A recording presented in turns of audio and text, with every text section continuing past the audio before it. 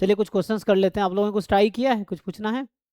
कल कोई बच्चे कह रहे थे ना क्वेश्चंस कराने के लिए, तो क्या आप लोग ट्राई किए हो? बहुत सारे प्रॉब्लम सीट ऑलरेडी है ना, आपको शेयर किया गया था ग्रुप में। सो अगर कुछ डाउट है तो बताओ। मतलब ट्राई किया नहीं? अगर डाउट नहीं ट्राई कर रहे हो तो इसका मतलब कोई डाउट नहीं है। ट्राई करोगे तभी डाउट आएगा। सो अगर कोई डाउट नहीं है फिर मैं आगे थ्योरी करा दूंगा ये।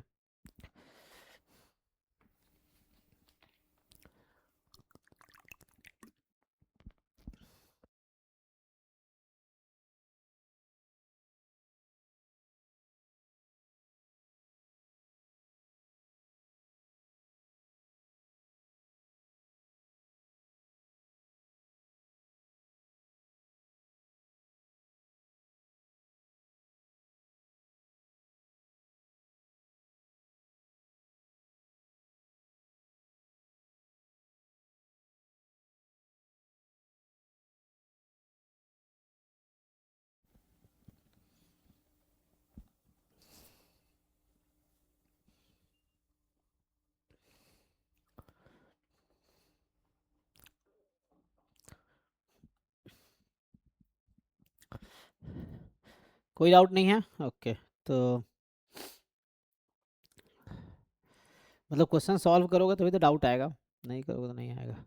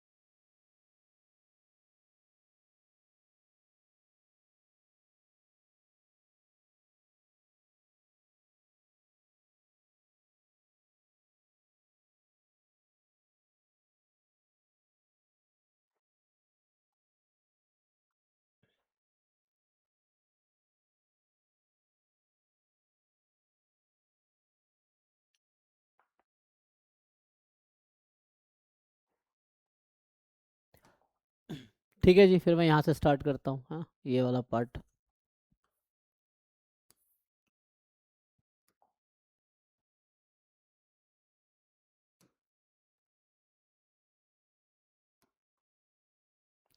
तो इसमें क्या है, function of two real variable आप कैसे डिफाइन करोगे, है ना, यही है।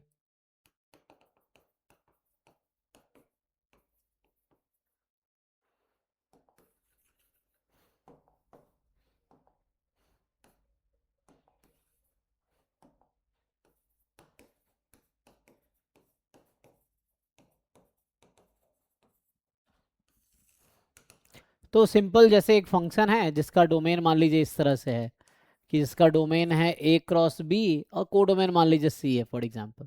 तो ऐसा कोई, जैसे आर स्क्वायर आपने देखा होगा, बेसिक एग्जांपल देखेंगे तो जैसे लिखा था ना, आर स्क्वायर टू आर, जैसे ऐसे फंक्शंस आपने देखे होंगे।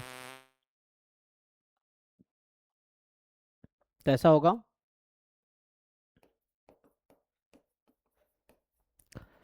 अ फंक्शन, है ना। अगर मैं डिफाइन करने की कोशिश करूं,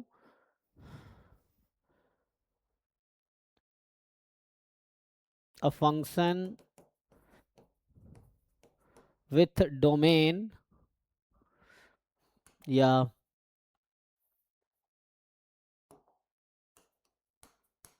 a rule that assign each elements of set A cross B to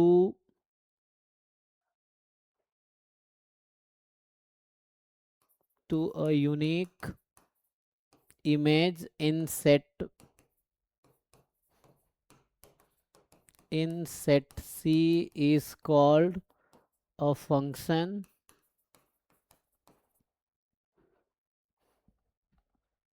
function of two variable with domain a cross b and codomain। तो मैं अपने लैंग्वेज में लिख रहा हूँ, आप इसको वैसे ब्रेक कर सकते हैं। तो यहाँ मतलब ये हुआ कि जैसे मैंने क्या कहा कि एफ ऑफ आपके पास एक फंक्शन है जिसका डोमेन क्या लिया हमने, ए क्रॉस बी, और इसका कोडोमेन है आपके पास सी। तो ए क्रॉस बी में कैसे एलिमेंट्स होते हैं, X comma Y type and that will map to Z for example. तो इसके एलिमेंट्स जहाँ पे जो ए होगा that is subset of R, B is also subset of R and C is also a subset of R, इस तरीके से। तो ये एक बेसिक डेफिनेशन हो गया आपका, ठीक है। या सिंपली आप समझो कि जो डोमेन है वो 2 डायमेंशनल है और कोडोमेन 1 डायमेंशनल है। This is a function from A cross B to C, ऐसा, ठीक है। एंड नेक्स्ट जो होगा, तो मेनली हमें एक्चुअली यहाँ पे इसमें क्या क्या डिफाइन करना है, limit, continuity, partial derivative, total derivative, maxima, minima, saddle point, फिर method of Lagrange multipliers, double integral, triple integral and their applications. Okay 1 minute. सो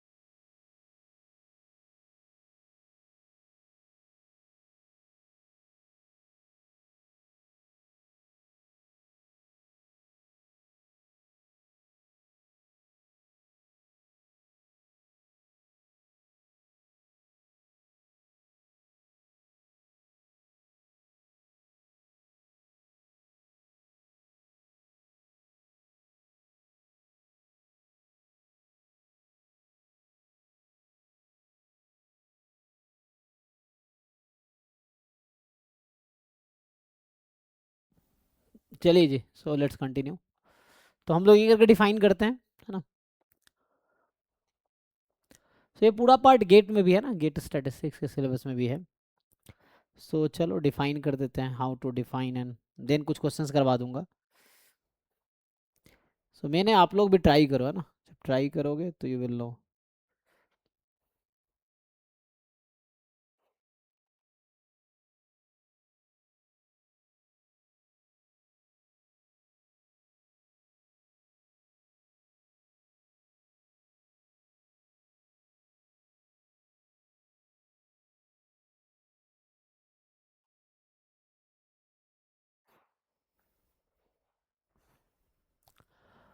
तो हमें क्या दिखाना है, limit of two variable function, है ना। चलिए लिमिट डिफाइन करते हैं। लिमिट ऑफ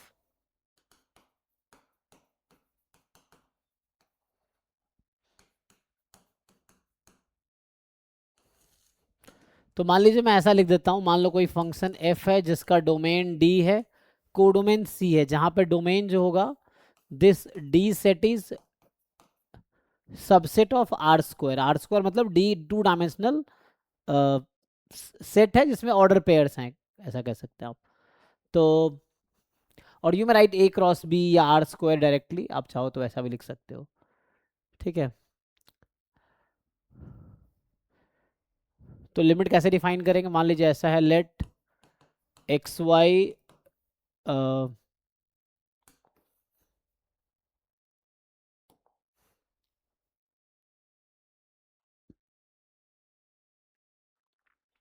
मान लो ऐसा है कि लेट ए बी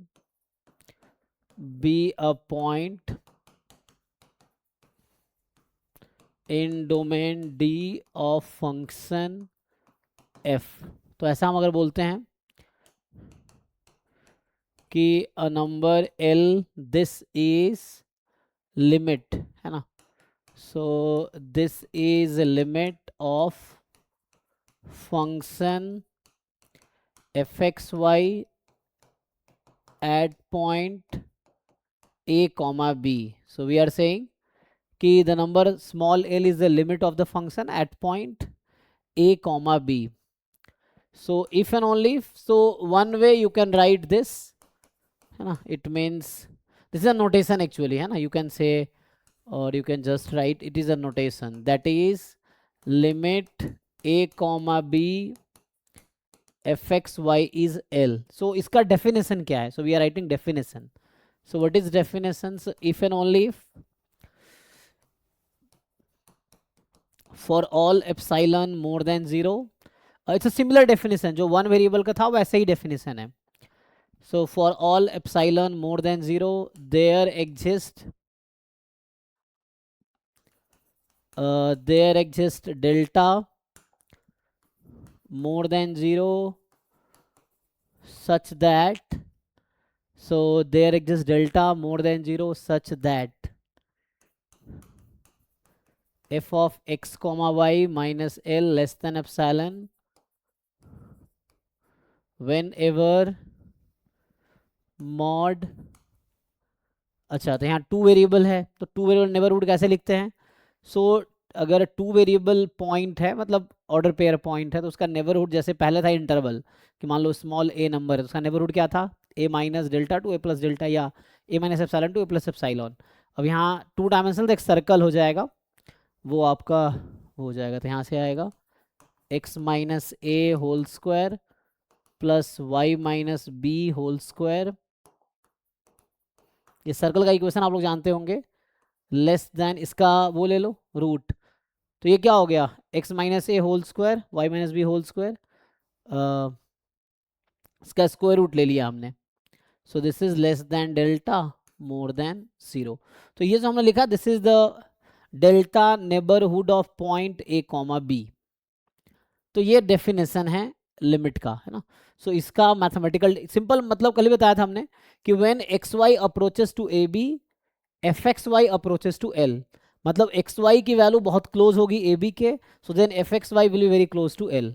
वैसा है मैथमेटिकल साइंस में ये डेफिनेशन है कि when a f x y and l are very close to each other, मतलब f x Y lies in epsilon neighbourhood of L when x Y lies in delta neighbourhood of point A B. तो ये mathematical definition है. Limit निकालना तो आप जानते होंगे ना. मान लो अगर छोटा सा क्वेश्चन कराऊं तो इसमें डेफिनेशन लगाने की कोई नीड नहीं है ना. जैसे 1,2 है, यहाँ है x square plus Y square, यहाँ x4 मान लो माइनस 3xy, ऐसा कुछ है फॉर एग्जांपल, है ना, प्लस 10 मान लो ऐसा कुछ फंक्शन है. तो सिंपली कुछ नहीं करना आपको, लिमिट निकालना तो x को 1 रखना है y को 2 रखना है, सिंपल. तो x को 1 रखना है और y को 2 रखना है आपको, ऐसा आ जाएगा. तो 4 + 1 5, यहाँ से आ जाएगा 1 - 6 + 10 11 - 6, है ना. तो ये 5 ये 1 हो जाएगा टोटल, चेक कर लीजिए. तो वैसा आंसर आ गया. तो लिमिट वैसे सिंपल निकालना है जैसे आप नॉर्मली निकालते हैं, बट मैथमेटिकल डेफिनेशन ये हुआ, ठीक है. ऐसे ही हम अगर कॉन्टिन्यूटी डिफाइन करें तो जैसे ये एग्जाम्पल था जस्ट, अगर हम कॉन्टिन्यूटी डिफाइन करें, continuity of two variable function, है ना. तो जो टू वेरिएबल फंक्शन है उसके अगर हम कंटिन्यूटी की बात करेंगे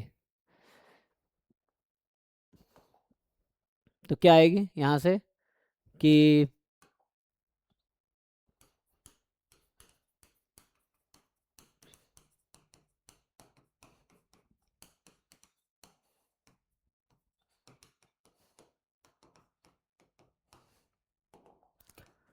so a function f(x, y) is continuous at point a b if and only if, तो कल भी देखा था कोई फंक्शन कॉन्टिन्यूअस कब होता है, जब लिमिट एंड फंक्शन की exact value at that point and limit of the function in the neighbourhood that point. देखो लिमिट क्यों निकालते हैं, actually limit we find the point जो नियर बाई में होता है, या बोलते हैं नेबरहुड में जो है उसके करस्पॉन्डिंग लिमिट निकालते हैं, और फंक्शन की वैल्यू एग्जैक्ट पॉइंट पे आती है।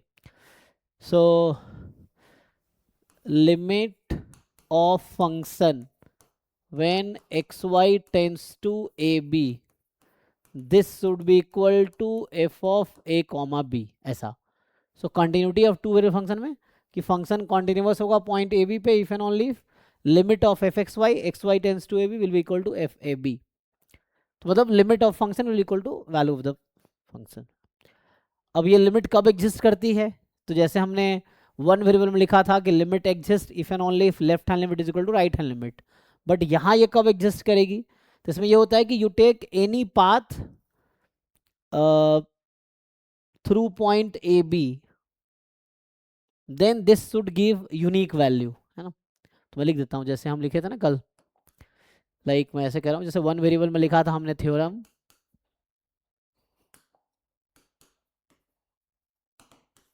कि limit F x X tends to A exist, कल ये लिखा था मैंने ना, if and only if left hand limit is equal to right hand limit, ठीक है, कि फंक्शन की जो left hand limit right hand limit equal हो जाएगी, तो means they are then limit exist. अब यहाँ टू वेरिएबल में इसको कैसे लिखेंगे, तो जैसे limit x Y tends to A comma B F x Y, this exist if and only if along any curve that passes through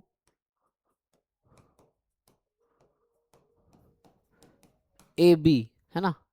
so along any curve that passes through AB, so ये जो fxy will give same value या will attain, है ना, attain same value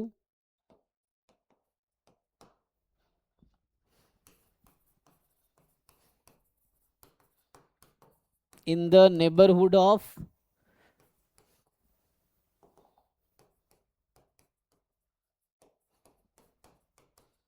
point AB। तो you choose any curve that passes through A B, तो उस curve के along, है ना, अलोंग एवरी कर्व या एनी कर्व, है ना, एनी कर्व, आप कोई भी कर्व लो, उस कर्व के अलोंग जो पॉइंट ए बी का नेबरहुड होगा उस कर्व पे, तो उसके करस्पॉन्डिंग फंक्शन की वैल्यू यूनिक होनी चाहिए। मैं एक एग्जांपल देकर समझाता हूँ, है ना, क्योंकि आपको सब मेन चैलेंज आएगा लिमिट निकालने में, है ना, इसमें कि जैसे मैं ये कह रहा हूँ कि अच्छा दूसरा एक आसान तरीका रहता है पोलर फॉर्म में कन्वर्ट करना, है ना। सो इफ़ यू सी, जैसे मान लीजिए कई बार आपको ये निकालना होता है, मान लो ए बी है एफ एक्स वाई, तो इसको आप कैसे चेंज कर, इसको आप पोलर फॉर्म में, है ना, तो आपको पता है ना कि एक्स वाई ए बी है, तो आप सब्सटीट्यूशन कर सकते हो, क्या करते हैं x माइनस ए, जब x अप्रोच टू a है तो x माइनस ए जीरो को अप्रोच करेगी, y माइनस बी भी जीरो को अप्रोच करेगी, तो इसके अलोंग अगर आप पोलर फॉर्म में कन्वर्ट करोगे तो एक्स वाई को पोलर फॉर्म में कैसे कन्वर्ट करते हैं, R cos theta are sine theta, तो x माइनस ए बराबर आर कॉस थीटा, तो यहाँ से x की वैल्यू आ गई a plus are cos theta and y is equal to, ऐसा आ जाएगा। तो यहाँ ऐसा होगा कि लिमिट r टेंस टू 0 ले लो, ठीक है, एंड और x की जगह रखना a plus are cos theta and y की जगह रखना b plus are sine theta. तो अब ये इक्वल तो है ही, तो यहाँ मैं एक्चुअली कहना क्या चाह रहा हूँ, तो यहाँ मेरा ये मतलब है कहने का, सो अब मैं उसी को दूसरे तरीके से लिखता हूँ, फिर एग्जाम्पल समझाता हूँ। जैसे ये लिख रहे थे हम,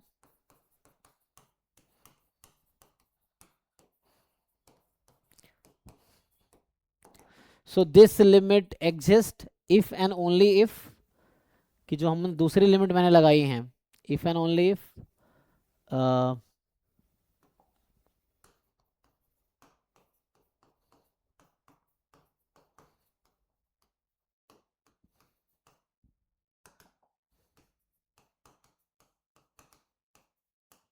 ये आ जाएगा, if and only if limit r tends to 0 f of a plus r cos theta and b plus r sin theta, this is unique and free of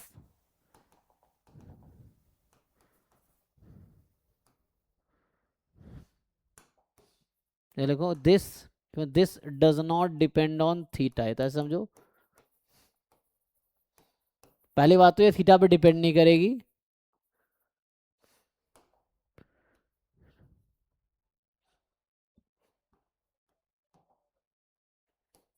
and attains unique and finite value।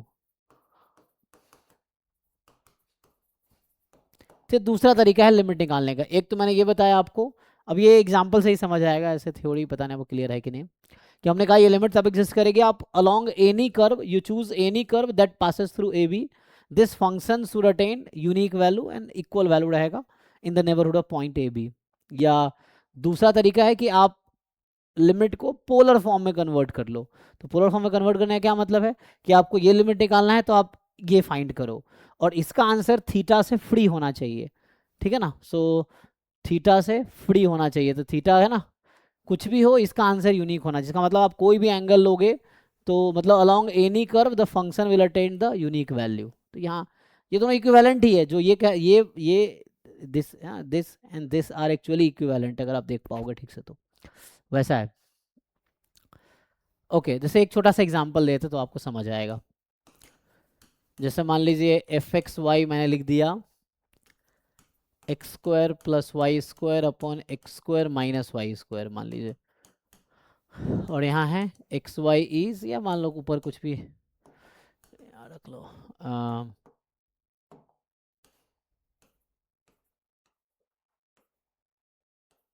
चलो यहाँ भी x square रख दिया, ठीक है।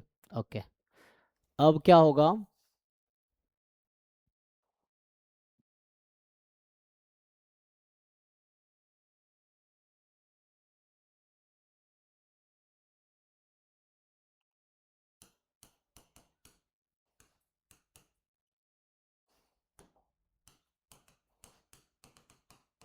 तो जैसे आपसे पूछा जाएगा मान लीजिए इसमें कि the first part is find limit x Y tends to 0 0 F x Y, दूसरा चेक वेदर,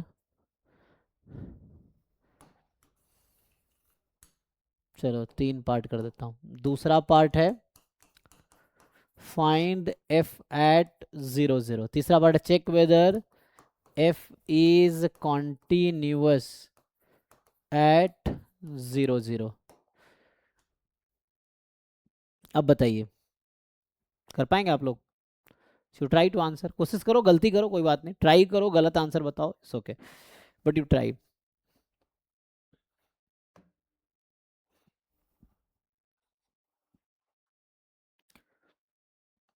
वैसे ट्राई करोगे तो सही आ जाएगा।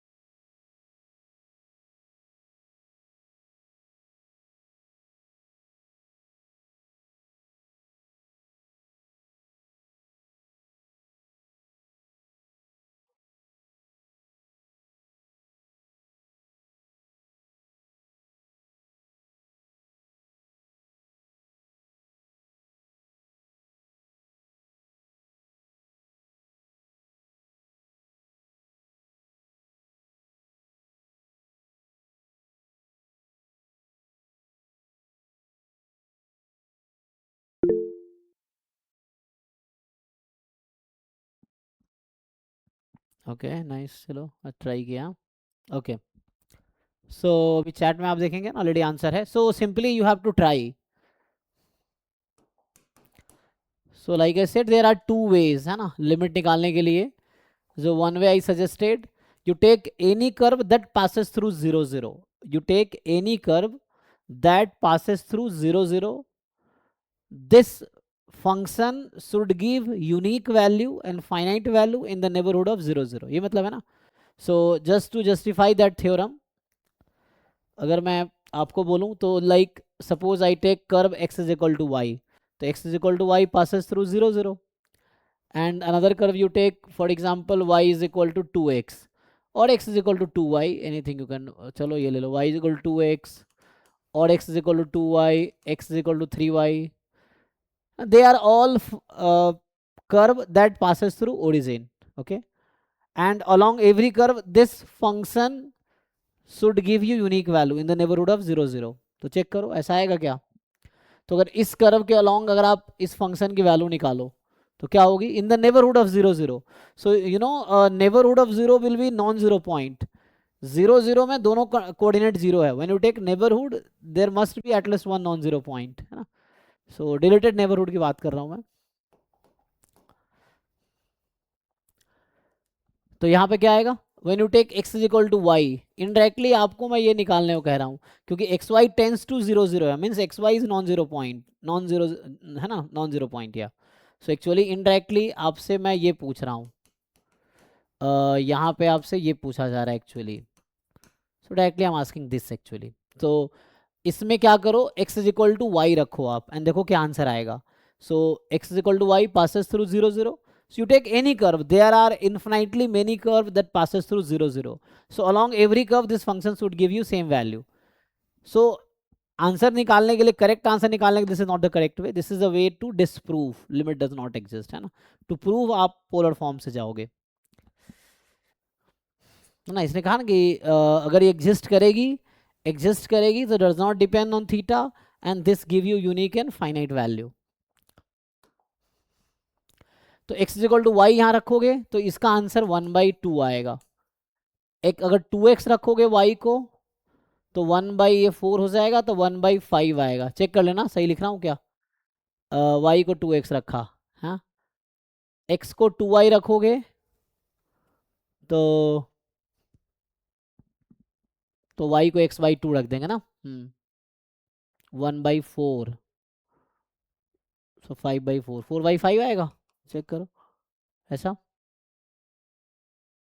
एंड 3y, तो देखो डिफरेंट कर्व के अलॉन्ग डिफरेंट आंसर आ रहा है, means limit does not exist. Limit will exist if and only if you take any curve that passes through origin. This function will give you unique and finite value. Unique means the common value, not the different one. So they will always give you the common value along any curve.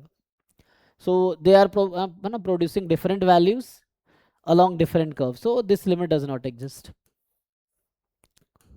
So this limit does not exist. Why does not exist? Because along different curve we are getting different value, है ना. तो ऐसा आ जाएगा. अच्छा x को मैंने रखा था ना 3y, एक मिनट यहाँ लिखने में शायद गलती हो गया, ठीक है, ये 4/, ठीक है, ओके, या 9/10. So they are producing different value along different curve that passes through origin. So means this limit does not exist. दूसरा तरीका क्या है? The second way is to find limit. You just convert into polar form. polar form में convert कर लो और आसान हो जाएगा. So जब आप polar form में convert करते हो तो you can notice here, जैसे यहाँ आप लिखते हैं ना, ये x minus A whole square Y minus B whole square is R square, है ना, ऐसा हो जाता है. या चल जैसे आप देखो simply, there are many way ना, so you can do in different way. Okay कोई नहीं, हमारा ए बी क्या है? 0 0, है ना. सो जो ए बी हमारे क्वेश्चन में है that is 0 0.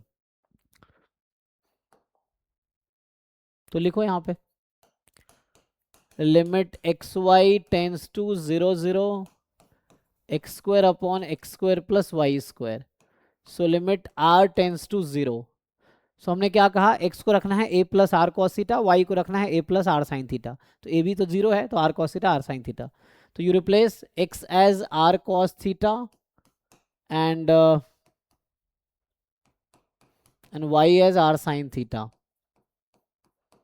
You simplify this, so limit r tends to 0, so r square तो कट जाएगा, तो यहाँ बचेगा cos square theta upon 1, r square cancel हो जाएगा ना, तो r को 0 रखोगे तो आंसर आ गया cos square theta. So means अब यहाँ पे ये है कि you take different theta, you will have different answer. Still it is not unique. Cos square theta is not unique value. You must get unique and finite value independent of theta. Then limit will exist. So again, this is dependent on theta. So for different value of theta, we will have different answer. And limit exists if and only if it is unique and finite. So it is not unique or finite. Huh? So limit does not exist. Since this depend on theta, so this theorem says does not depend on theta and it is unique and finite. But here we are saying, so that's why therefore limit does not exist. Huh?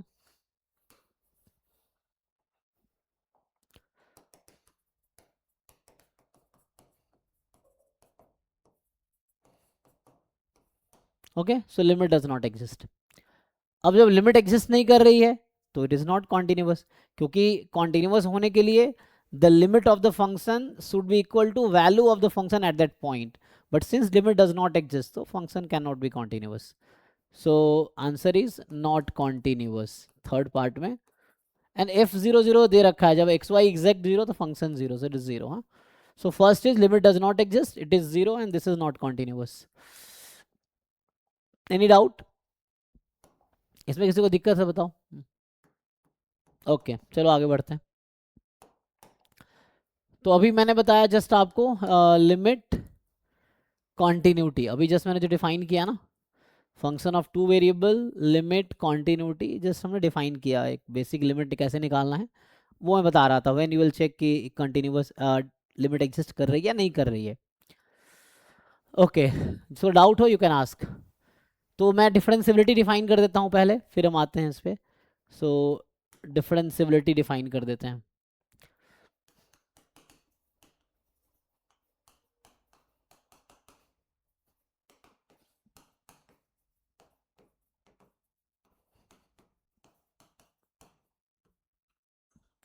So differentiability of two variable function ये define करना है. So define differentiability of two variable function. So a function fxy is continuous at point a comma b, है ना. a function fxy is continuous at point a b, नहीं continuous तो हो गया था, differentiable. so we are defining differentiability ना. differentiable at point a b if and only if that limit hk tends to 0 0 f of a plus h b plus k minus A B minus H time. अच्छा, इसके लिए मुझे partial derivative पहले define करना पड़ेगा, क्योंकि यहाँ partial derivative आएगा है ना. के टाइम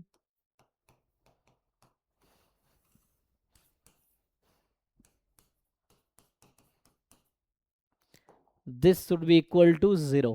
हाँ, so this limit should be equal to 0. तो ये क्या है, अब ये पार्शियल डेरिवेटिव इसमें आ गया, तो पहले मुझे पार्शियल डेरिवेटिव फाइन करना चाहिए. तो आपको चेक करना है कोई टू वेरिएबल फंक्शन डिफरेंशिएबल है या नहीं है. So you have to ensure if this limit is 0 it is differentiable, limit is not 0 then it is not differentiable, function is not differentiable. तो पहले मैं पार्शियल डेरिवेटिव डिफाइन करता हूँ.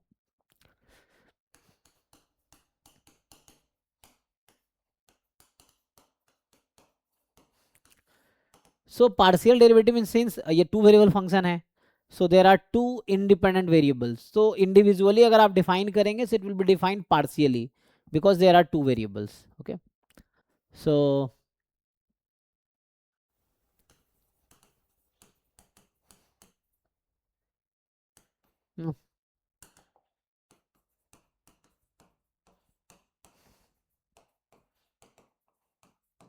so let fxy be function of 2 variable और 2 real variable.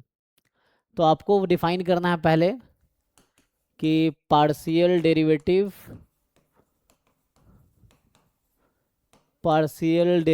Of F x Y. जैसे अगर आपको याद दिलाऊं ना, तो जैसे फुल डेरिवेटिव अगर कोई सिंगल वेरिएबल फंक्शन है, so if it is differentiable then full derivative can be defined in this way: f of x plus h minus fx upon h. So this is definition of derivative of a function. इससे हो जाएगा, किसी particular point पे define करोगे, जैसे f dash a, तो ये जो था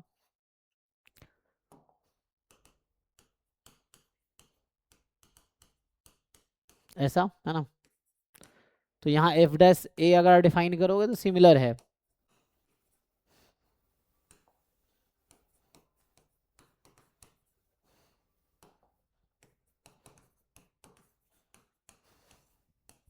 या इसको आप वैसे भी डिफाइन कर सकते हो,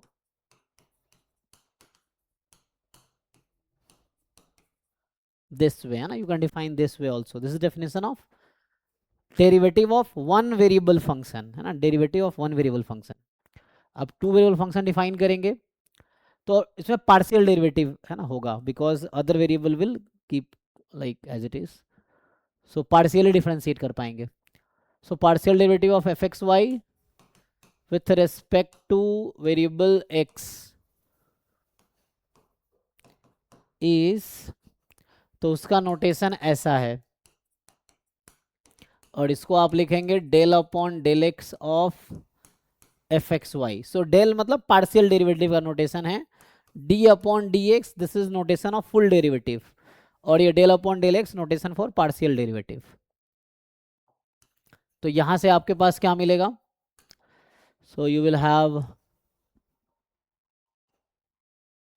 तो इसका जो डेफिनेशन है, limit h tends to 0 f of x plus H comma Y minus F x Y upon H.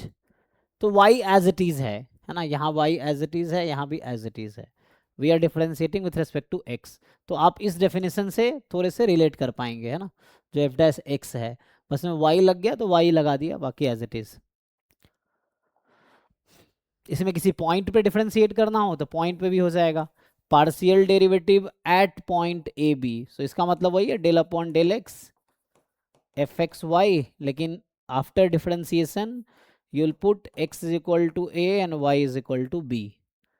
तो इसका डेफिनेशन क्या है, तो इसका डेफिनेशन रहेगा सिमिलर ही है, h tends to 0 f of a plus H comma b f of a b upon h, ये आ जाएगा। तो a प्लस एच और comma b minus f of a b upon h, so this will be the definition. Okay है, तो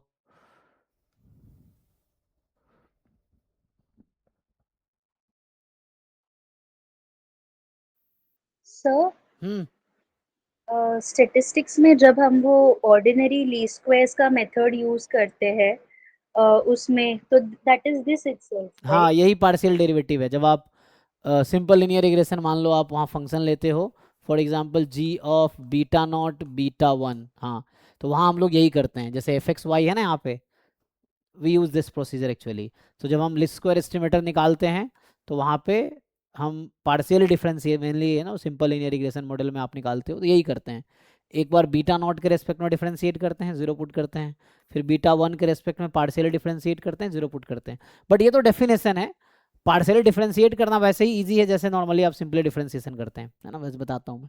but हाँ यही वाली चीज़ वहाँ होती है ना, so we differentiate partially actually, क्योंकि जो थैंक यू। स्टैटिस्टिकल कॉन्सेप्ट है ना उसके बैकग्राउंड में मैथमेटिक्स है ना, जो उसके बेस है वो मैथमेटिक्स है, तो वो आपको ठीक से वैसा हो।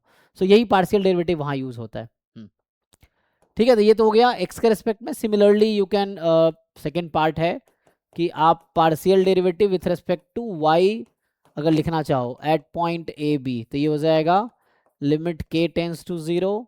अब x एज इट इज रहेगा, तो यहाँ तो मैंने x के बजाय ए बी यूज किया है, तो ये रहेगा a comma b plus k minus f a b upon k, ऐसा आ जाएगा। इसको और आप यूज करोगे तो f y at x Y, so limit k tends to 0, f of x comma y plus k minus f of x Y upon k, ऐसा आ जाएगा। So this is definition of partial derivative. जैसे differentiate करना आसान है, जैसे मान लीजिए एक छोटा सा एग्जांपल देख ले कि एफ एक्स वाई मेरे पास है x square y plus x y cube, मान लीजिए x square y square 3x 4y plus 5, मान लो ऐसा सिंपली एक फंक्शन लिख दिया हमने। अब आपको इसको डिफरेंशिएट करना है। So there are two independent variable x and y, तो इसलिए पार्शियल डेरिवेटिव होगा।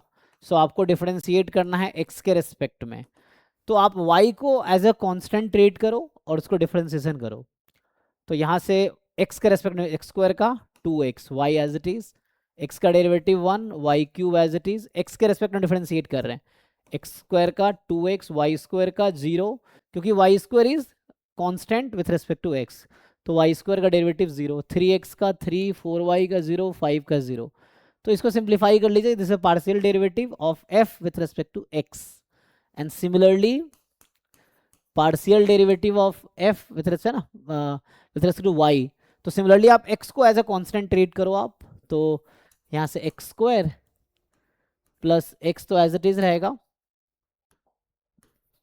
एंड y का 3y स्क्वायर, फिर ये 0, फिर 2y 0 4 0, इसको सिंप्लीफाई कर लो तो ये आ गया। तो ऐसे डिफरेंशिएट करना सिंपली वैसे ही जैसे हम जानते हैं डिफरेंशिएशन, सो हमें वैसे ही डिफरेंशिएट करना है सिंपली। ओके जी, देख लीजिए, सो ऐसे डिफरेंशिएशन हो जाएगा, दिस इज पार्शियल डेरिवेटिव। तो ये डिफरेंस को यहाँ जो यूज है ना f x a b, this is partial derivative. हाँ, यहाँ जो लिख रहे हैं नोटेशन, जैसे ये f x a b, f y a b है ना, तो ये पार्शियल डेरिवेटिव यहाँ यूज हो रहा है। तो यहाँ जो हमने लिखा है कि फंक्शन डिफरेंशिएबल होने के लिए होना चाहिए, this is partial derivative with respect to x, partial derivative with respect to y, वैसे आ जाएगा। ठीक है, तो टोटल डेरिवेटिव क्या होता है, तो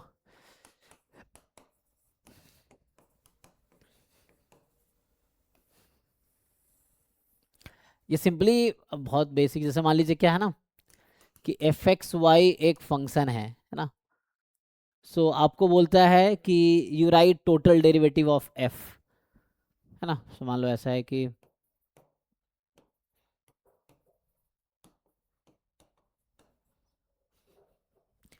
देन जो टोटल डेरिवेटिव का डेफिनेशन है, ये टोटल डेरिवेटिव बिल्कुल वैसे ही है जैसे थ्योरम ऑफ टोटल प्रोबेबिलिटी होता है ना। तो वैसे ही कह सकते हैं, थ्योरम ऑफ टोटल प्रोबेबिलिटी में क्या करते हैं, probability of E one into A given E one plus E two into या probability of E one intersection A plus E two, वैसे ही है थ्योरम ऑफ टोटल प्रोबेबिलिटी जैसा। तो टोटल डेरिवेटिव में है let f x y be given function, then total derivative है ना ऑफ एफ इज, तो उसका नोटेशन ऐसा है डी एफ, डेल नहीं लिख रहे हैं, डी लिख रहे हैं, डी एफ, एंड इसको आप लिखेंगे del f upon del x into d x plus del f upon del y into d y. अगर ये 3 वेरिएबल फंक्शन होता तो वैसे ही चलता, del f upon del x into d x, del f upon del y into d y plus del f upon del z into d Z.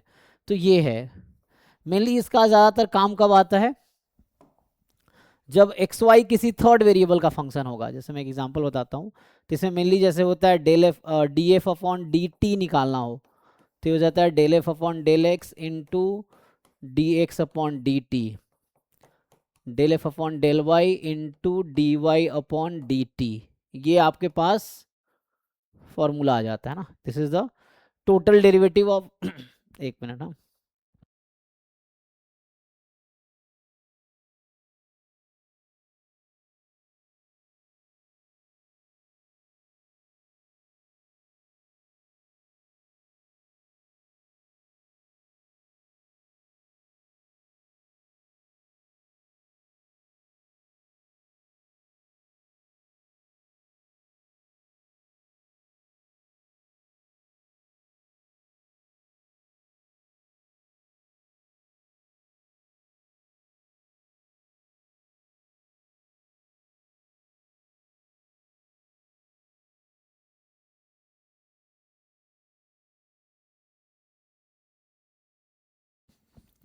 चलिए तो continue करते हैं।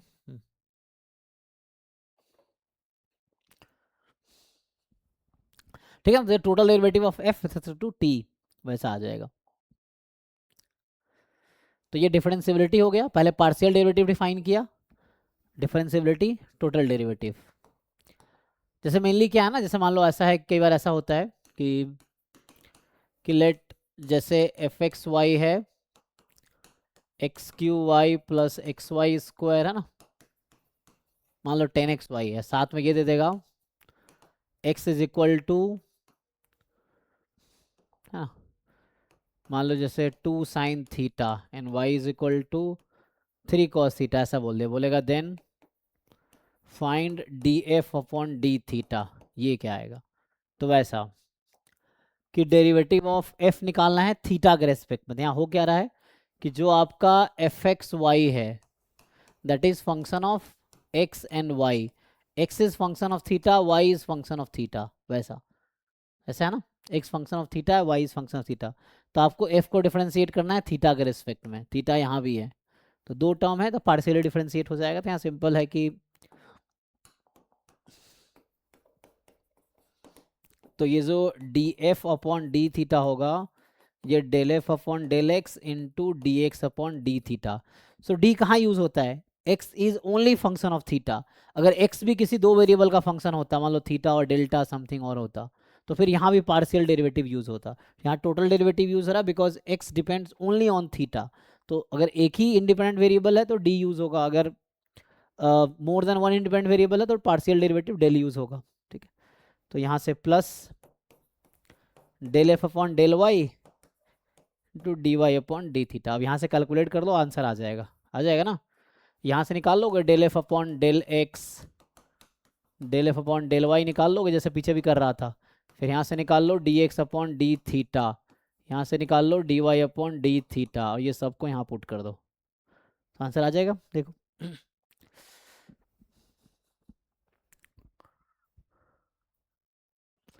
चलिए तो आगे देखते हैं। अब है मैक्सिमा मिनिमा सैडल पॉइंट, आपको ये सब फाइंड करना है ना। सो जैसे मैक्सिमा मिनिमा वन वेरिएबल में भी कर सकते थे हम लोग, उसे लिखे नहीं ना, मैक्सिमा मिनिमा है ना, कैसे निकालने हैं। तो जैसे वन वेरिएबल में क्या करते थे आप, क्रिटिकल पॉइंट निकालते हो आप, एफ डैश एक्स निकालते हो, जीरो पुट करते हो, उससे क्या होता है आपके पास है ना, you have critical point, then critical point पे आप further you apply first derivative test और सेकेंड डेरिवेटिव टेस्ट, उसके according you decide the function of maxima, local minima, उसके अकॉर्डिंग। तो यहाँ सिंपल मैक्सिमा मिनिमा और सैडल पॉइंट डिस्कस करना है। ओके तो मैक्सिमा मिनिमा की बात करते हैं। तो अभी हम सीधा सीधा आते हैं मैक्सिमा मिनिमा, है ना।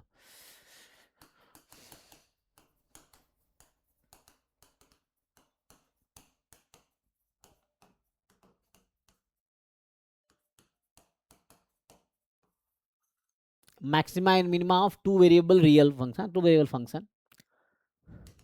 तो इसका मैं सिंपली अप्रोच बता देता हूँ कि मान लीजिए आपके पास एफ एक्स वाई ये गिवन है आपको, है ना, f x y is given to you, तो ये आपको एफ एक्स वाई कुछ ना कुछ गिवन होगा। तो सबसे पहले आप मतलब इसको निकालना है maximum minimum value, you have to find maximum and minimum value of F x y और point of maxima, point of minima of F x y. तो आप क्या करोगे, सबसे पहले आपको इसको डिफरेंशिएट करना है। जैसे वन वेरिएबल का अगर मैं बताऊं साथ में तो आप रिलेट कर पाओगे।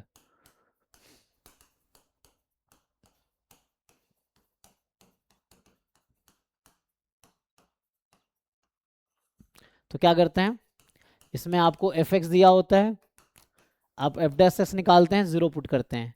तो वैसे तो एफ डैश एक्स निकाल लेंगे तब जब वो डिफरेंशिएबल होगा, अगर कोई फंक्शन डिफरेंशिएबल नहीं है तो जिस पॉइंट पे डिफरेंशिएबल नहीं है वो भी एक क्रिटिकल पॉइंट है। So that point can also be point of maxima और पॉइंट ऑफ मिनिमा, है ना।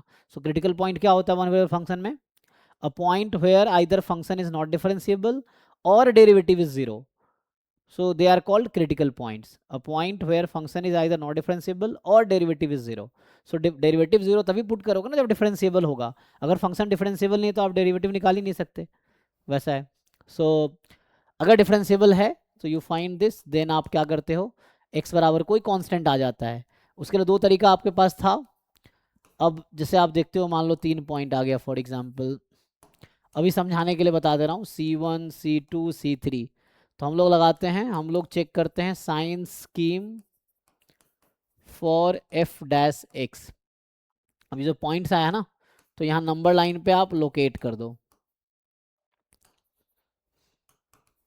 तो इसको बोलते हैं फर्स्ट डेरिवेटिव टेस्ट।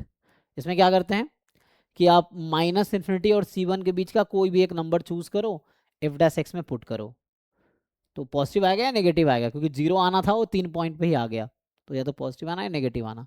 तो मान लो यहाँ नेगेटिव आया, यहाँ पॉजिटिव आया, यहाँ पॉजिटिव रह गया, फिर नेगेटिव हो गया फॉर एग्जाम्पल। तो जिस पॉइंट पे नेगेटिव से पॉजिटिव हो रहा है, मतलब एफ डैश एक्स नेगेटिव है और उस पॉइंट के बाद पॉजिटिव हो गया, so this point will be क्या होगा जी, मैक्सिमा या minima? So this point will be minima, point of local minima. जिस पॉइंट के दोनों साइड सेम साइन है, so this will be inflection point. Inflection point या saddle point, they are same, synonymous कह सकते हो। सैडल पॉइंट इन्फ्लेक्शन पॉइंट एक ही है। तो जो नाम जनरली टू वेरिएबल में सैडल पॉइंट यूज होता है, वन वेरिएबल में इन्फ्लेक्शन पॉइंट यूज होता है। तो इन्फ्लेक्शन पॉइंट क्या है? A critical point where function is neither maximum nor minimum. मतलब एक क्रिटिकल पॉइंट तो है, बट उस पॉइंट पे फंक्शन ना तो मैक्सिमम वैल्यू अटेंड कर रही, ना मिनिमम अटेंड कर रही, that is called inflection point. ठीक है, तो यहाँ पे जो आएगा, या एक और डेफिनेशन है कि a point where function changes its concavity, है ना, मतलब कॉन्केव डाउन है फिर कॉन्केव अप, एक्स क्यूब में है, जब आप ग्राफ बनाते हो ऐसा होता है ना, फिर एक्स इस तरह से, तो पहले कॉन्केव डाउन है फिर कॉन्केव अप हो गया, तो ये पॉइंट ऑफ इन्फ्लेक्शन है। एक्स क्यूब में एक्स बराबर 0 is a point of inflection, x square में x is equal to 0 is point of minima, है ना, इस तरह से वो तो ग्राफ से दिख जाता है। तो C2 जो होगा वो पॉइंट ऑफ इन्फ्लेक्शन होगा, इन्फ्लेक्शन पॉइंट या पॉइंट ऑफ इन्फ्लेक्शन। C3 पे क्या हो रहा है, पॉजिटिव से नेगेटिव हो गया, तो इसका मतलब क्या है कि पहले फंक्शन इंक्रीजिंग था, बाद में डिक्रीजिंग हो गया, एफ डैश एक्स पॉजिटिव है फिर एफ डैश एक्स नेगेटिव हो गया, तो ये पॉइंट ऑफ लोकल मैक्सिमा होगा। अगर आप स्ट्रिक्टली बात करेंगे तो लोकल मैक्सिमा, लोकल मिनिमा। अब ये लोकल और ग्लोबल क्या होता है? लोकल का मतलब अपने नेबरहुड के पॉइंट पे, ग्लोबल मतलब पूरे डोमेन पे, इस तरह से। तो ये फर्स्ट डेट टेस्ट है। सेकेंड डेट टेस्ट क्या होता है कि आपने क्रिटिकल पॉइंट निकाला, मान लो एफ डैश एक्स C1 आपका आ गया फॉर यहाँ पे जैसे मैंने मैनिमा लिखा है ना, तो आ गया पॉजिटिव, तो इसका मतलब है कि C1 जो है पॉइंट ऑफ लोकल मिनिमा है। एफ डबल डैश C2 मान लो आ गया नेगेटिव, तो C2 is point of local maxima, and मान लीजिए डबल डैश C3 आ गया 0, नहीं, तो चूंकि मुझे C2 को इन्फ्लेक्शन पॉइंट बनाना था, लेकिन ठीक है वो तो समझाने के लिए है, तो अभी मैं C3 लिख देता हूँ यहाँ पर कि C3 निकाले वो मैक्सिमम हो जाएगा।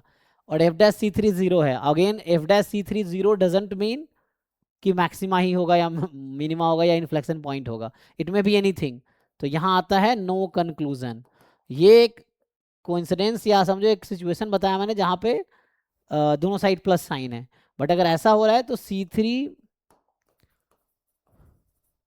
में बी पॉइंट ऑफ मैक्सिमा और पॉइंट, मतलब नो कंक्लूजन। सो ऐसा कह दूं मैं, यहां आता है no conclusion about point C3, मतलब C3 में भी एनीथिंग।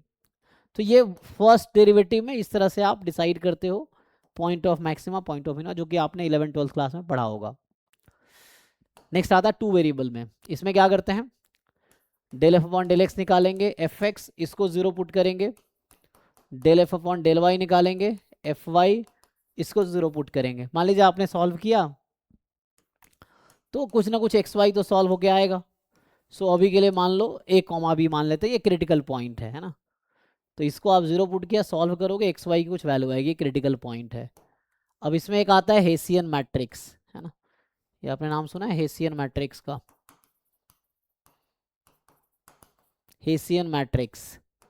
तो जैसे एच एक्स वाई इसका नाम रख देते हैं, ये होता है f x x, f x y, f y x f y y, ऐसा। This is Hessian matrix and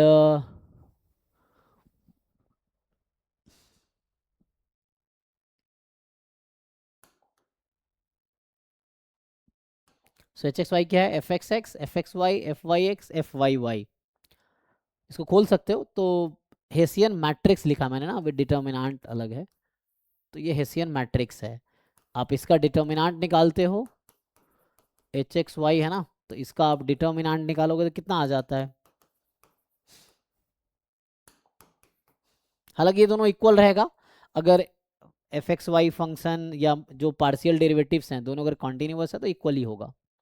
तो ये दोनों एफ वाई एक्स इक्वल आएगा। तो यहाँ से एफ वाई वाई इसको मैं अभी इक्वल ले लेता हूँ। सो एफ एक्स वाई का ये तब है जब दोनों कॉन्टिन्यूस हो, बट जरूरी हमेशा इक्वल होगा, कहीं कहीं डिफरेंट भी हो सकता है, बट उन फंक्शंस में जहाँ पे मैक्सिमम में आप पूछेगा जनरली वो ऐसे फंक्शन होगा जहाँ पे वो ये दोनों कॉन्टिन्यूस होगा।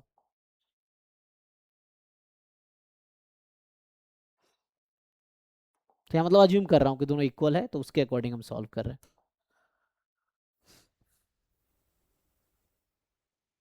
ठीक है, तो अब क्या होगा आगे।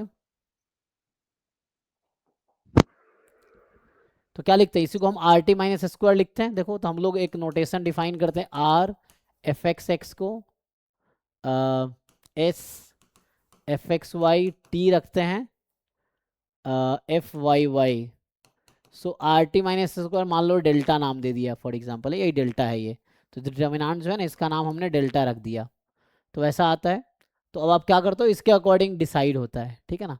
तो आर एस टी नाम रखा ना, यही चीज़ है, ये हेसियन मैट्रिक्स का डिटर्मिनेंट है, तो इसका नाम मान लो डेल्टा रख दिया हमने। तो अब आप क्या करोगे, पॉइंट ए बी जो भी क्रिटिकल पॉइंट आया होगा उस क्रिटिकल पॉइंट पे you'll find these values f x x f x y f y y, और r t minus r t minus square निकालोगे। अब इसके अकॉर्डिंग हम लोग कंक्लूजन लिखेंगे कि वो फंक्शन क्या है, कॉन्टिन्यूस मतलब जो भी आगे है, तो अभी देखते लिखता हूँ मैं। तो इसमें कंक्लूजन क्या होगा, तो पहला पॉइंट ये है कि मान लीजिए एट पॉइंट ए बी, तो मतलब एक्स वाई को हटा के आप एक्स को ए वाई को बी रख दो। तो पहली सिचुएशन जो है, अगर ऐसा हुआ if r t minus s square negative आ गया तो क्या होगा जी। सो देन मतलब पॉइंट ए बी पे अगर ऐसा आ गया तो जो ए बी है दिस इज सैडल पॉइंट। अब ये सैडल पॉइंट क्या होता है, इसका मतलब है ए बी इज, इसका मतलब है f x y is neither maximum nor minimum at point A b, इसका ये मतलब हुआ, ठीक है।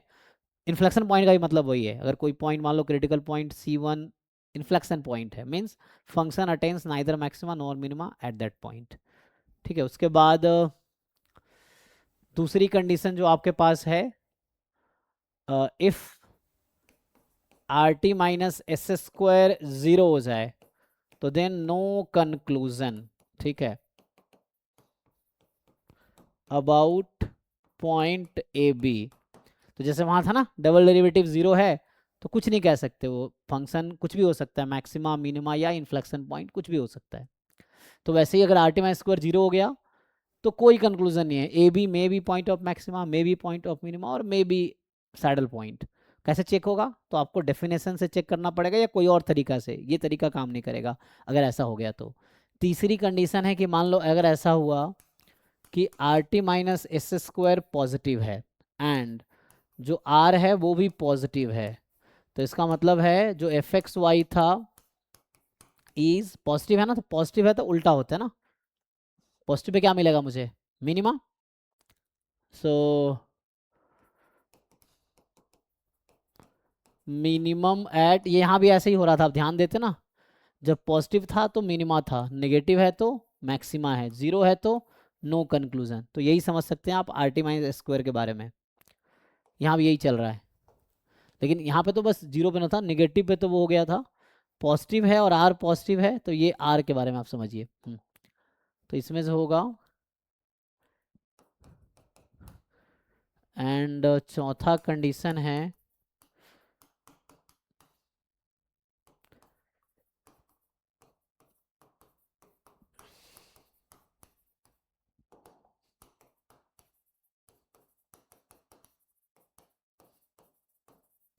अब कोई भी क्वेश्चन प्रैक्टिस करके देखो हो जाएगा इसमें। नेट में भी question, C S R NET, UGC NET, GATE, खूब क्वेश्चन आते हैं इस पे। तो एक बार चेक कर लो और कहीं दिक्कत है तो बताओ।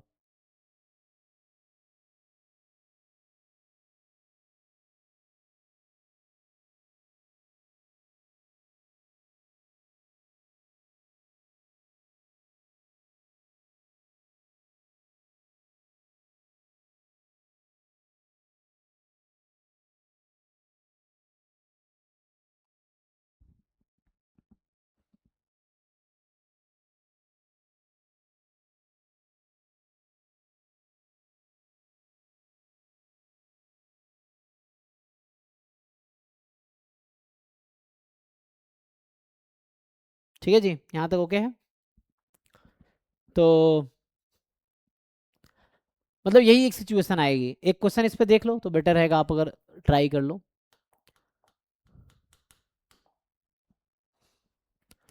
जैसे मैं एक क्वेश्चन लिखता हूँ कि फाइंड पॉइंट ऑफ मैक्सिमा, तो वन वेरिएबल में लोकल की बात करेंगे, है ना।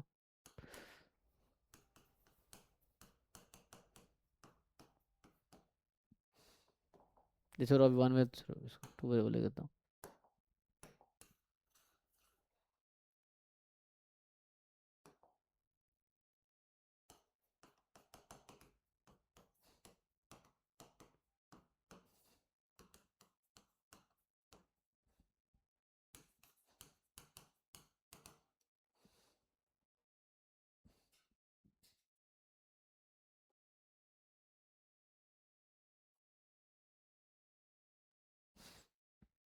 एक आसान सा क्वेश्चन लिख लो। X square plus Y square plus 2x minus 4y plus 1 ऐसा है, ठीक है। तो आपको इसको सॉल्व करना है।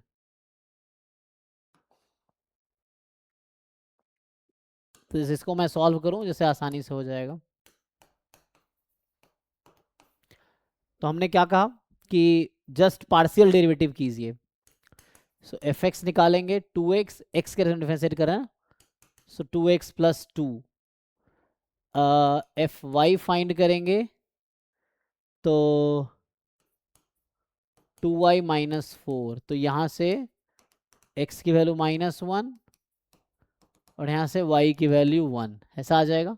तो यहाँ से क्रिटिकल पॉइंट निकल के आया -1,1। चेक करो, ये गलत लिखा है शायद मैंने, यहाँ 2 होगा ना।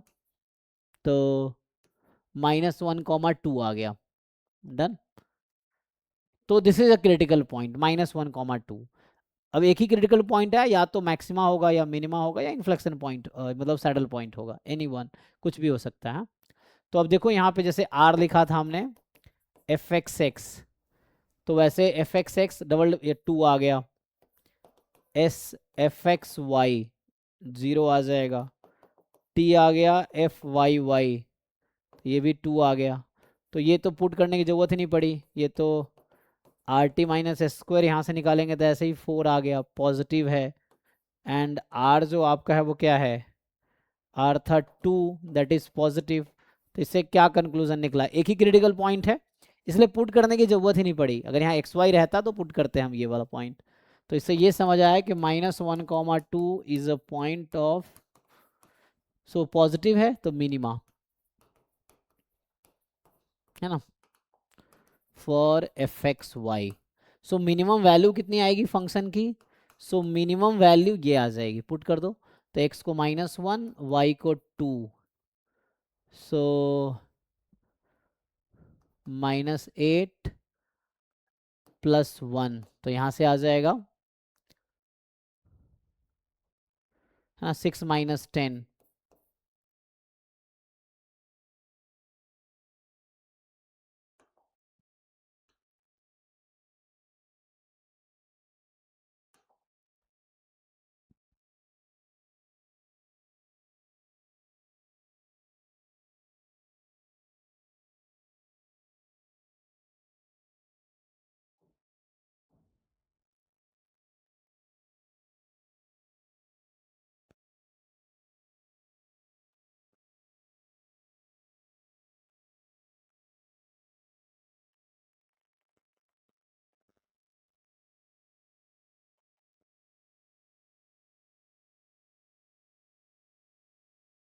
ठीक है जी, तो ये आ गया। तो ठीक है यहाँ तक। अब ये मेथड ऑफ लाग्रांज मल्टीप्लायर क्या है, ये भी एक तरीका है मैक्सिमम मिनिमा निकालने का। Then double integral, triple integral, their application, है ना। So method of Lagrange multiplier की नीड जनरली तब होती है, सो इसमें अगर थ्योरी आप देखेंगे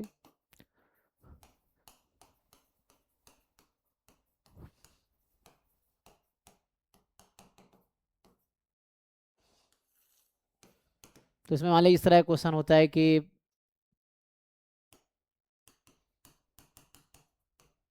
मान लो मैक्सिमाइज और मिनिमाइज, मान लो ऐसा क्वेश्चन है, मैक्सिमाइज कोई एक ही होगा, मैं अभी दोनों लिख रहा हूँ, कि ऐसा कोई फंक्शन होता है कि मान लीजिए maximize minimize f x y subject to, ये ऑप्टिमाइजेशन में जनरली यूज होता है, तो सब्जेक्ट टू मान लीजिए कोई कंडीशन है जी एक्स वाई इक्वल टू 0, इस तरह का क्वेश्चन है, तो इसको सॉल्व करने के लिए लाग्रांज मल्टीप्लायर का मेथड यूज होता है।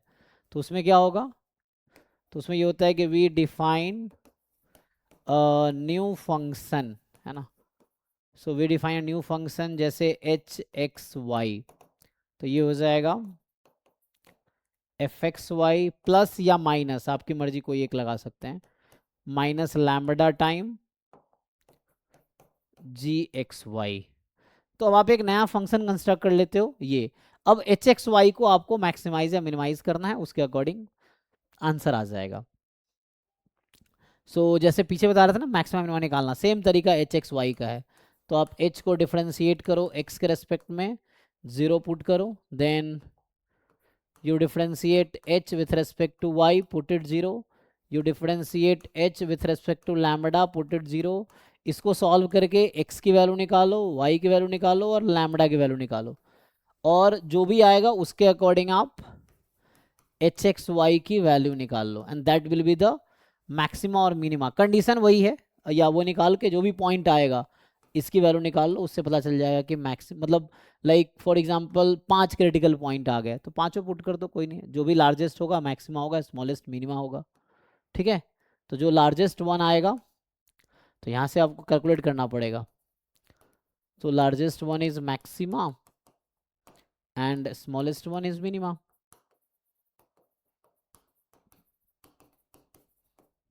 तो मतलब सिंपली आपको इस फंक्शन को डिफरेंशिएट करके, है ना, 0 पुट करना है, तो उससे आ जाएगा। ये लाग्रांज मल्टीप्लायर का मेथड है। क्वेश्चन देखते हैं। अब ये डबल ट्रिपल इंटीग्रल, तो उसके लिए पहले सिंगल इंटीग्रल कर लेना, क्योंकि डबल ट्रिपल तो तब आएगा ना करना आपको जब सिंगल कर पाओगे। देखो, तो मैं ऐसे समझाने के लिए तो बता देता हूँ, जैसे ये था ना a to b F x d x, है ना, तो ये आपने पढ़ा होगा कि अगर एफ एक्स कॉन्टिन्यूस फंक्शन है तो दिस रिप्रेजेंट्स एरिया, तो ये आपने क्लास 12th में ऑलरेडी पढ़ रखा है, तो ये आप कैलकुलेट कर लेना। जैसे इसमें क्या होता है कि मान लीजिए एफ एक्स वाई है डी एक्स डी वाई, तो यहाँ कुछ लिमिट होगा, या ऐसा हो सकता है f x y d y d x, तो इस तरह के ये डबल इंटीग्रल है। ऐसे ट्रिपल इंटीग्रल में क्या होगा कि 3 फंक्शन होगा आपके पास एक्स वाई जेड, अब d x d y d z, आपको इसके अलॉन्ग सॉल्व करना है इसके अकॉर्डिंग। तो जैसे कुछ क्वेश्चंस करके बता देता हूँ तो बेटर रहेगा, मतलब इस तरह से कुछ भी हो सकता है ट्रिपल इंटीग्रेशन में।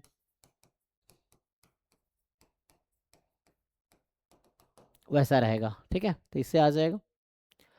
बट क्वेश्चंस कर पाओगे, जैसे एक आसान सा मान लो मैं बता दूं क्वेश्चन, कि जैसे आपको कैलकुलेट करना है, अभी देखो जैसे इस तरह क्वेश्चन है, फॉर एग्जांपल मान लो जैसे ये निकालना, पहले ये जस्ट उसके लिए दे रहा हूँ कैलकुलेशन के लिए। मान लो ऐसा है x square y d x d y, जहाँ एक्स की वैल्यू है 0 से मान लो वाई स्क्वायर, एंड वाई की वैल्यू है 0 से 2, ऐसा। थर्ड क्वेश्चन मान लो जस्ट समझाने के लिए मैं लिख रहा हूँ कि आप कैलकुलेट कर पाओगे, तो ऐसा है। सो लेट्स से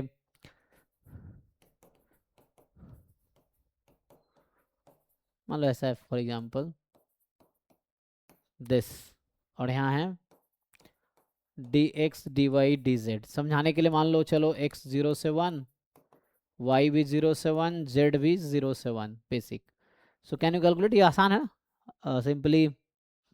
तो यहाँ तो बस पहले वाले में ये अप्रोच है, बाकी क्वेश्चन मुझे लगता है ना ये सब कैलकुलस में जस्ट क्वेश्चन प्रैक्टिस करके देखो, या तो सॉल्व हो जाएगा या नहीं होगा, नहीं होगा तो मुझसे पूछो या कहीं से जहाँ से भी हो सकता है क्वेश्चन सॉल्व करो, पता चलेगा।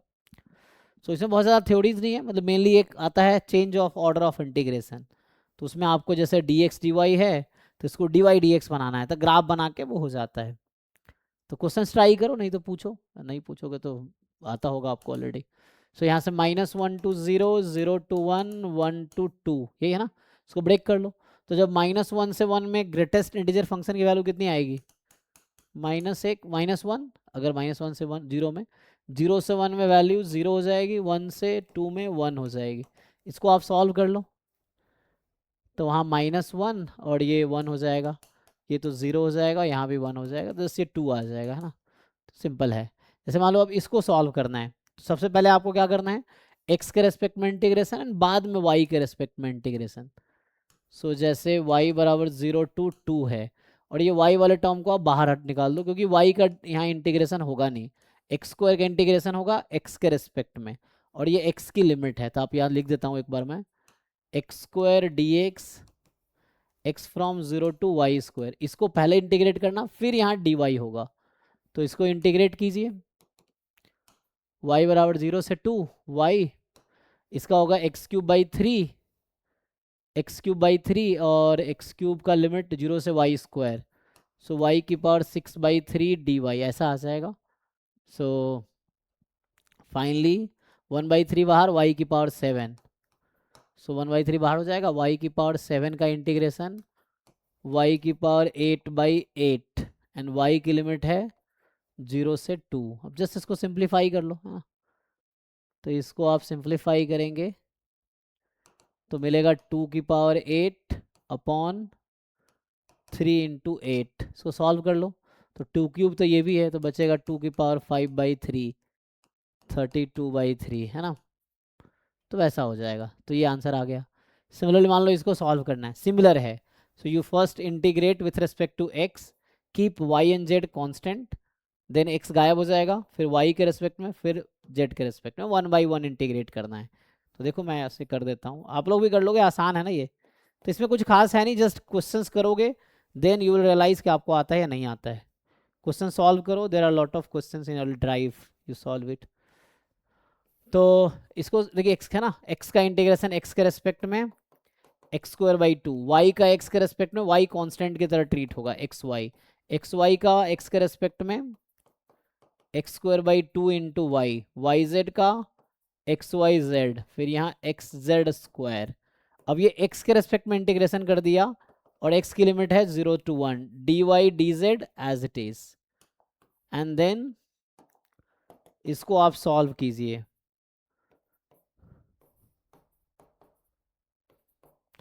तो अब जस्ट क्या करोगे आप, x के प्लेस पे 1 रख दो, तो जहां जहां x है 1 रख दो, 1/2 y/2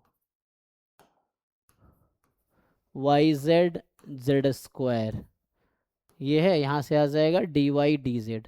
again do the same calculation for y, तो y के रेस्पेक्ट में आपको इंटीग्रेट करना है इसको, तो z बराबर 0 से 1 रखते हैं।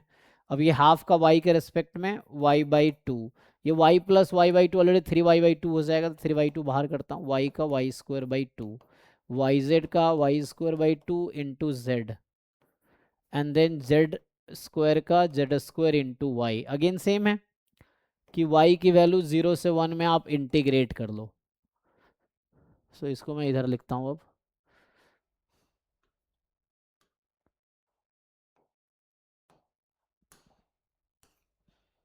इक्वल टू, यहाँ आ जाएगा z 0 से 1, अब जहाँ जहाँ y है upper limit minus lower limit, तो 1 रख दो, तो ये आ जाएगा 1/2 plus 3/4 plus z/2 plus z² dz। अब ऐसे इंटीग्रेट कर लो, तो ये z/2 3/4z z²/4 z³/3, और z की लिमिट है 0 से 1, तो 1/2 प्लस 3/4 प्लस 1/4 प्लस 1/3, इसे कैलकुलेट कर लो, आंसर आ जाएगा। तो ये बस एक बेसिक सा मैं आपको आइडिया दे रहा था हाउ टू इंटीग्रेट। अब आप ऐसे ही बैठ के 200 400 जितने क्वेश्चंस कर सकते हो, यू सॉल्व इट। मैं जल्दी आपको प्रॉब्लम सीट है ना प्रोवाइड करूँगा, सो वो भी कर सकते हो, ऑलरेडी बहुत सारे हैं। ठीक है जी, तो रफली ये है। अब रह गया क्वेश्चंस का, तो आपके पास क्वेश्चंस होगा तो मोर और लेस फास्ट फॉरवर्ड मोड में मैंने समझो ये थ्योरी करा दिया। अभी इससे रिलेटेड कुछ पूछना है तो बताओ, if you have something. Theories में डाउट है, थ्योरीज बता सकता हूँ, अगर आपको कोई कॉन्सेप्ट बताओगे तो आई कैन डिस्कस, नहीं तो क्वेश्चन है वो बता सकता हूँ, नहीं तो प्रॉब्लम सेट ऑलरेडी है, यू कैन सॉल्व। बताइए क्या करना है, जैसे भी 11 बज गया है तो। सर, एम आई जी। ऑडिबल? सर यूजुअली पता है ये स्टैट्स वाले पार्ट में क्वेश्चंस आते हैं जहाँ पे एक्स मतलब टू वेरिएबल्स के हर एक की प्रोबेबिलिटी दी होती है एंड देन उनकी रेंज दी होती है एंड देन ऐसे इंटीग्रेशन करने पड़ते हैं। हाँ तो यस। वहाँ नहीं समझ में आता कि एक्स और वाई की रेंज कैसे डिटरमाइन करनी है। आप यूजुअली ग्राफ से बताते हो बट वो ग्राफ से मुझे तो नहीं समझ में आता। एक क्वेश्चन था जो आपने प्रोबेबिलिटी वाले लेक्चर्स में किया था जहाँ पे वाई और डब्ल्यू ऐसे दो इंडिपेंडेंट वेरिएबल्स और उनकी पीडीएफ्स दे रखी थी राइट और राइट। आपने वाई और डब्ल्यू का जो रेंज था वो ग्राफिकली निकाला था हम्म। बट एट दैट पॉइंट नहीं समझ में आया था सर और वो ठीक है, यूजुअली बहुत बार क्वेश्चंस में आता है। अभी सॉल्व करते हैं। आई थिंक फर्स्ट क्लास में ये क्वेश्चन दिखा था, मतलब प्रॉब्लम क्लास कर रहे थे ना, तो उसमें आई थिंक दिखा था ना जॉइंट वाले में। एक क्वेश्चन था कि मुझे याद आ रहा जो आप कह रहे हो ना, अभी मैं ऐसे लिख देता हूँ। ये ऐसा था, x is exponential 1/4 and y is exponential 1/3। वहाँ डब्लू और वाई था ना, तो अभी मैं एक्स वाई लिख देता हूँ। वैसा है, ऐसा था, they are independent random variable, और आपसे पूछा था कि पहला है मान लीजिए फाइंड, सो इसमें डबल इंटीग्रेशन आएगा, है ना। तो वही चीज़ है जो आप पूछोगे वो बताएंगे, वो चीज़ तो आप उससे पता हो ना, वरना बहुत सारी चीज़ें, और मुझे कैसे पता आपको क्या आता है क्या नहीं आता है ना। सो मान लीजिए ये क्वेश्चन पूछा गया था ना, ये था, या एक्स लेस देन वाई है, या आपसे पूछ लिया what is the probability of x plus y less than 1, या ये पूछ लिया what is the probability of x plus y more than 1 less than 2। कुछ भी इस तरह से पूछ सकता है, probability of mod x plus y less than 2। So इस तरह के क्वेश्चन आपसे अगर पूछता है तो कैसे सॉल्व करोगे, है ना। ये सिंपल सा एक क्वेश्चन है कि एक्स एक्सपोनेंशियल 1/4 है, वाई एक्सपोनेंशियल 1/3 है, तो इसको आप सॉल्व कीजिए। देखो, कोई क्वेश्चन आपसे नहीं होता है means you have not tried actually. हाँ, आप बहुत सारे क्वेश्चन प्रैक्टिस करोगे तो होने लगेगा। मतलब स्टार्ट तो एक से ही करना है, जैसे मान लो फर्स्ट क्वेश्चन है, इसको सॉल्व करेंगे सीखेंगे, सेकंड स्टार्ट करेंगे, थर्ड फोर्थ फिफ्थ, तो अगर आप बहुत सारे क्वेश्चंस करोगे और सब होने लगेगा तो एग्जाम में भी सारे हो जाएगा, ऐसा है।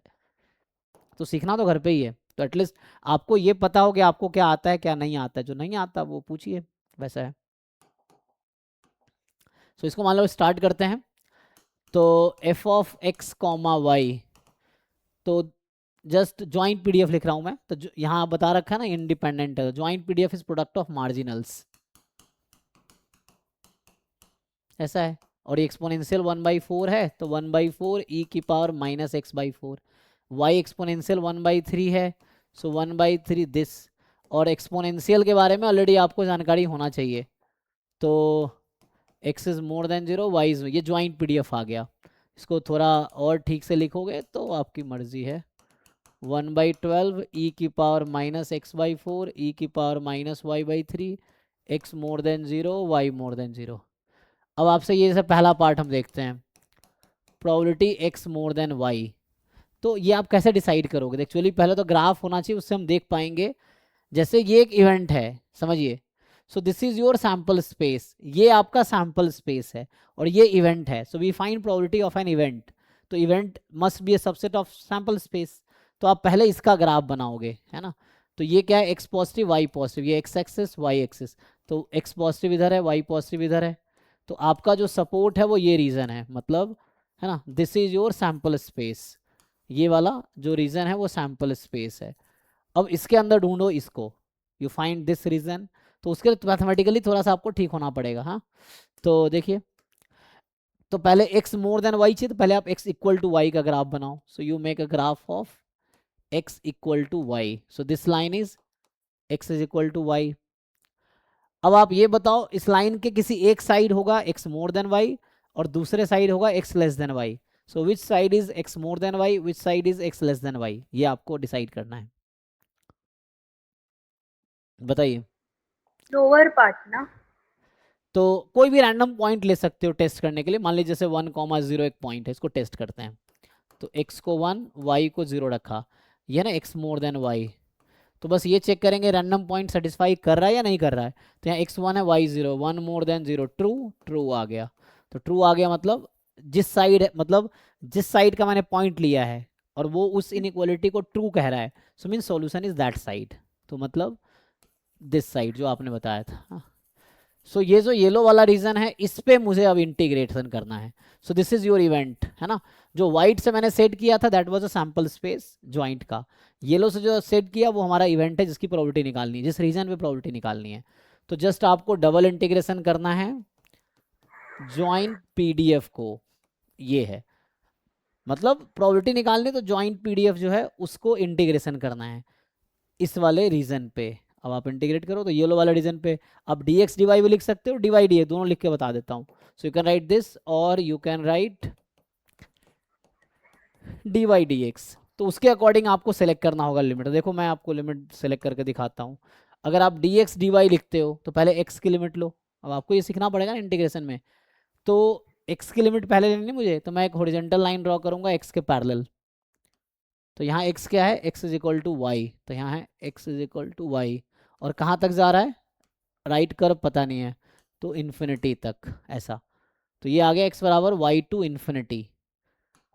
और y की वैल्यू क्या होगी, तो इस रीजन में ये कर्व कितना मूव कर सकता है, तो यहाँ से लेके इन्फिनिटी तक जा सकता है। तो ये क्या है, एक्स एक्सिस y बराबर 0 है, तो y की लिमिट है 0 से इन्फिनिटी।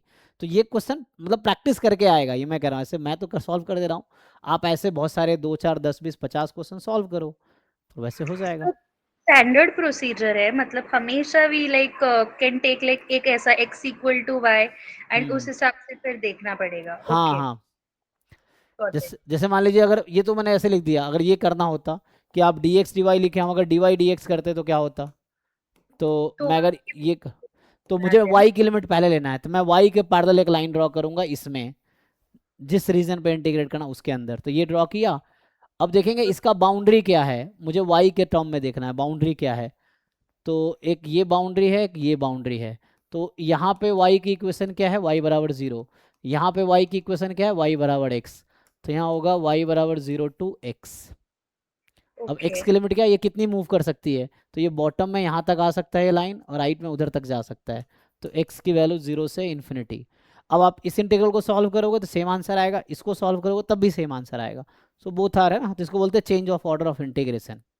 तो हमने यहाँ ऑर्डर चेंज किया एक्चुअली। तो यू सॉल्व दिस और दिस, ये फंक्शन यहाँ पे है। अब इंटीग्रेशन आपको आने चाहिए, है ना। तो इंटीग्रेशन आना ही चाहिए, स्टैटिस्टिक ये तो जरूरत है ना। So you must know integration, वैसा है। सिमिलरली आप बाकी पार्ट भी कर सकते हो, ग्राफ बनाओ और देखो कि सैंपल स्पेस में ये कहाँ पे है, और उस पर इंटीग्रेट करना है आपको। Okay sir, thank you. Thank you. हाँ, तो ऐसे क्वेश्चंस प्रैक्टिस करो। यू आस्क, वो है कि प्रीवियस ईयर क्वेश्चन जैसे सेट का है या सी एस आर नेट का है या जो भी गेट का है, जैम का है, सी यू टी का है, I S S I S I, इतने सारे स्टैटिस्टिकल एग्जाम जितने भी एंट्रेंस एग्जाम है, उनके क्वेश्चन पेपर उठाओ, सॉल्व करो। जो आपके सिलेबस के हैं क्वेश्चन वही करो, एंड देन डिस्कस अगर नहीं होता है तो। ओके तो आप सॉल्व करो, अभी भी डाउट है तो वी कैन डिस्कस, नहीं तो डाउट क्लास अभी कंटिन्यू होगी 11 से 12, तो वैसे भी डाउट क्लास ही होगी। ठीक है, थैंक यू। तो कल हम लोग क्या डिस्कस करेंगे, सो टुमारो विल्स, क्योंकि हमें पूरा सिलेबस भी कराना है ना 20 जून से पहले। तो कल हम ये वाला पार्ट स्टार्ट, अगर आपका डाउट रहेगा तो ठीक है, नहीं रहेगा तो कल ये वाला पार्ट हम लोग डिस्कस करेंगे, ठीक है। So will start this part, देखेंगे कितना हो पाता है, तो इसको कंप्लीट करेंगे कल, कोशिश करेंगे अगर यहाँ तक हो गया तो ठीक।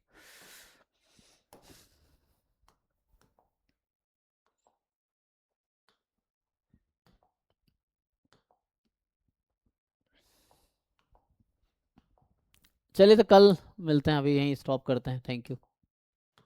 Thank you sir. बाकी इनके डाउट्स हैं, यू कैन स्टे।